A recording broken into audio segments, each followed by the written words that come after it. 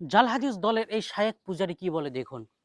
ইমাম আবু হানিফা রহমতুল্লাহ আলাই যে আল্লাহর রাসূলের হাদিসগুলো সংকলন করেছে, যাকে বলা হয় লিখা হয়েছে, এটা যদি অপরাধ হয়ে থাকে, তাহলে তোমরা যে তোমাদের মুখ দিয়ে আল্লাহর রাসূলের হাদিস বলতেছো, এটাও তো একটা অপরাধ।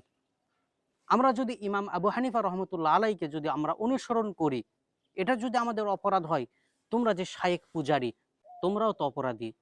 আল্লাহর রাসূলের হাদিস তুমি শিখলে কোথায় থেকে, কিভাবে তুমি পেলে?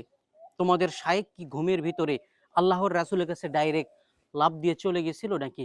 গিয়ে আল্লাহর রাসূলের কাছ থেকে ডাইরেক্ট হাদিসগুলো শুনে এসে তোমাদেরকে বলেছে? তোমরা হাদিসগুলো পেলে কোথায়? তোমরা এই মন গড়া কথাগুলো বাদ দিয়ে তোমরা সঠিক পথে আসো। তোমাদের জন্ম কত সালে, এই আহলে হাদিসের জন্ম কত সালে তুমি একটু জেনে নিও, তারপরে তুমি তর্ক করতে এসো। তুমি ছোট্ট একটা বাচ্চা হয়ে তুমি ইমাম আবু হানিফা রহমতুল্লাহ আলাইয়ের সাথে এত বড় বেয়াদবিমূলক কথা বলতেছ, কি তোমার কি কোনো জ্ঞান ধারণা আছে?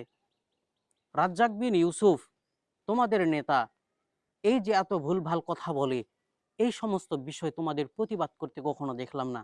অথচ তোমরা রাজ্জাক বিন ইউসুফকে মাথায় তুলে নাচো, এত ভুলভাল ফতুয়া দেয়, এই বাংলাদেশের ভিতরে এত বিভ্রান্তি সৃষ্টি করে, তারপরেও তোমরা এই রাজ্জাক বিন ইউসুফকে অনুসরণ করো। এতেই বোঝা যায় তোমরা সঠিক পথে নেই। কারণ যদি সঠিক পথে থাকতে, সাদাকে সাদা কালোকে কালো বলতে শিখতে, সত্যকে সত্য এবং অন্যায়কে অন্যায় তোমরা বলতে। কিন্তু তোমরা অন্যায়কে অন্যায় বলো না, তোমরা অন্যায়কে মেনে নাও এবং ধামাচাপা দেওয়ার চেষ্টা করো। আমি তোমাদেরকে অনুরোধ করব, তোমরা সঠিক পথে ফিরে আসো।